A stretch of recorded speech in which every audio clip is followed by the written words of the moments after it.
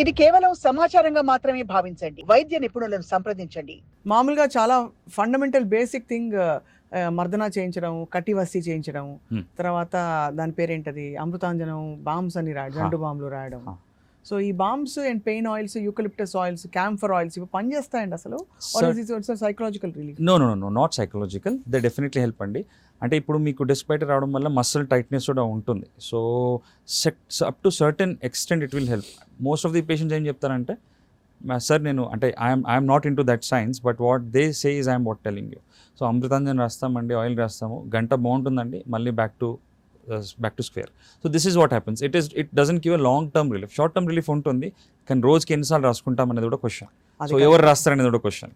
So if knees and all you can apply, back who is going to apply? That is true. And also ఒకటి chronic గా ఉందంటే దాన్ని మూలం నుంచి treat చేయడం అనేది మోర్ రేషనల్. సార్ పిఆర్పి అన్నది ఇప్పుడు చాలా రకాల పెయిన్లకు ఇస్తున్నారు. Does it help PRP? Does it help in such problems సయాటికాలో?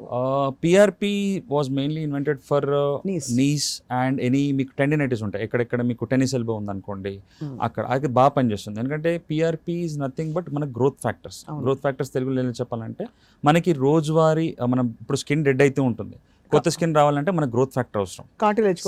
Some like a hormone, it's like a hormone. So అది మనం పిఆర్పి త్రూ ఇస్తామండి. సో అది మోకాళ్ళల్లో మీకు వేరే జాయింట్స్లో కానీ టెన్నిస్ ఎల్బో లాంటి ప్రాబ్లమ్స్లో డెఫినెట్లీ పనిచేస్తుంది.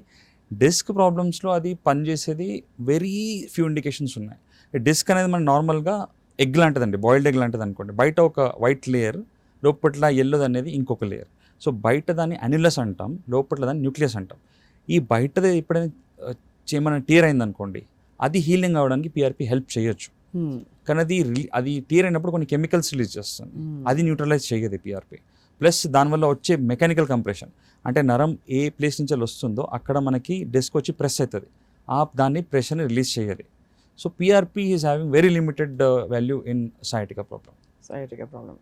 But I think the ideal thing మీరు అన్నట్టు ఈజ్ ముందు సిమ్టమాటిక్ ట్రీట్మెంట్ చేస్తూ అది తగ్గకపోతే దీర్ఘకాలిక సమస్య ఉందేమో పరిశోధించడానికి మీ వంటి ఒక నిపుణులు ఎక్స్పర్ట్ గైడెన్స్లో ఎంఆర్ఐ చేయించడం. అసలు ఎంఆర్ఐ కూడా నరకం అండి బాబోయ్, సిలిండర్లో పడుకోబెట్టి. ట్రూ. ఎంఆర్ఐలో చాలా మంది అంటే 10 to 15% ఇట్ ఈస్ ప్రూవెన్ అండి. క్లాస్ట్రోఫోబియా అంట, close spaces. Now this is also close space, many people may not come inside.